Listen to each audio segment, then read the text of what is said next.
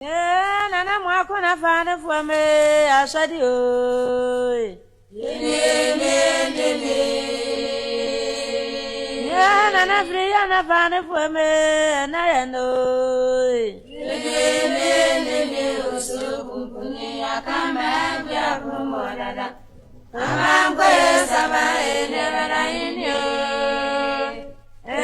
Animo abwa mabae. Animo abwa mabae. Animo abwa